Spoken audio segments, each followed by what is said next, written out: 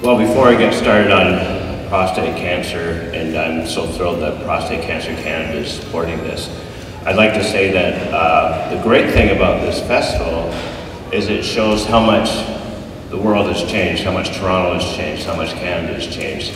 I grew up in Toronto in the 50s, and my dad was black, my mom was white. They could not find a place to live whenever they would go to an apartment trying to seek out a rental space.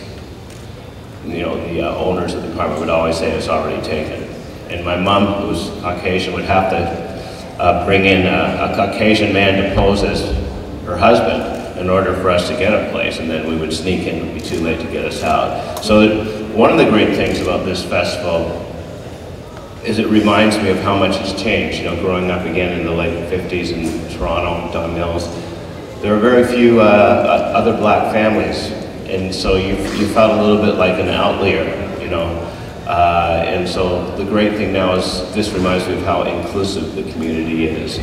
And of course, that makes for a more vibrant and a more rich culture and society. In terms of prostate cancer, it affects 1 out of every 7 men in North America. Now, so it's roughly the male equivalent to breast cancer. However, with black men, such as myself, it affects 1 out of every 6, which means there isn't anybody here who doesn't know someone in their related group, either social or family, who has not been affected by prostate cancer. The great thing about prostate cancer is it's curable if you catch it early.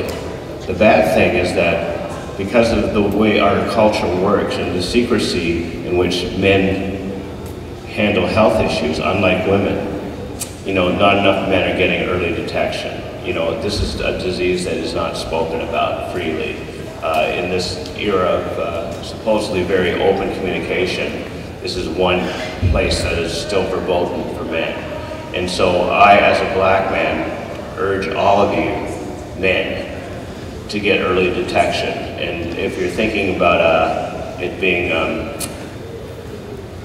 uncomfortable, embarrassing, whatever, think beyond yourself and think of your family, because apparently with prostate cancer, very often spousal abuse goes up exponentially because men who are in the final stages of prostate cancer feel so emasculated, not to condone the violence, of course, that they strike out at the people they love. So please, everybody here, you know, urge your loved ones, your men, and the men here, urge your brothers to have early detection, I should say, because it will save your life and also will keep the family intact. And we all know how important the family is here. Thank you so much for coming.